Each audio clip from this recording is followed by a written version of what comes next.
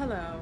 Today I am addressing the World Health Organization's policy actions in protecting children's environmental health, and I would also be interviewed by Rashmi Bardui. Hi, Avanelle. Hi. Tell me something about your organization and how is it working and how effective is your policy? Yes.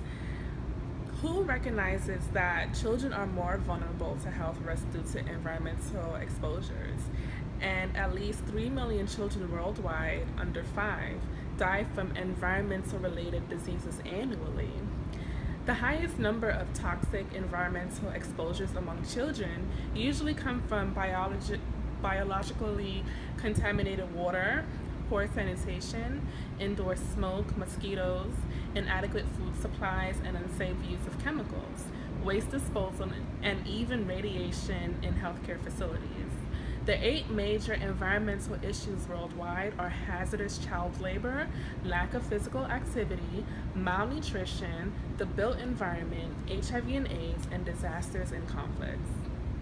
Hugh's approach to solving the global environmental burden of disease is through implementing a holistic approach while focusing on environmental risk factors and strategies to prevent them, and strengthening the management of the ecosystem.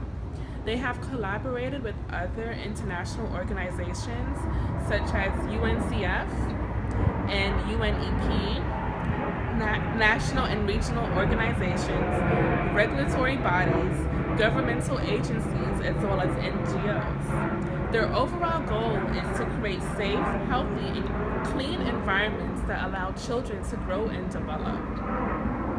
This is conducted through data collection and analysis of environmental hazards, collaborative research, advocacy, clinical service delivery, as well as raising awareness and education of children's environmental health across the globe.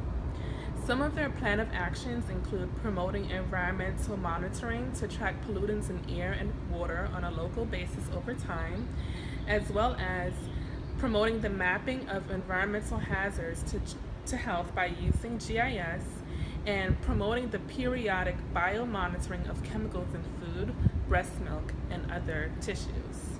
These prevention methods are proven effective, especially in areas addressing environmental management in health sectors and protecting children from toxic exposures. Okay, I wanted to ask you a question. Is being a policy maker, do you think you need to make changes to this approach?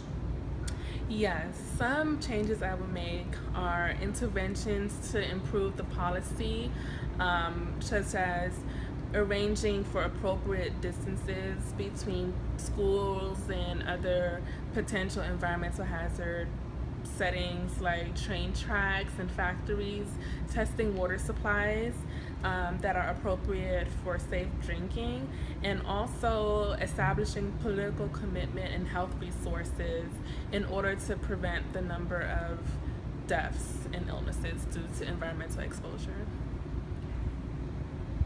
I wanted to add a critique to this policy is that I believe other than the factors which you have included in this, I believe it actually depends upon a number of other factors which varies from country to country. Maybe different countries, socioeconomic factors, how economically strong the country may be, and how much they might be implementing or giving up money on healthcare systems. So these policies should also depend on all these factors too. Thank you.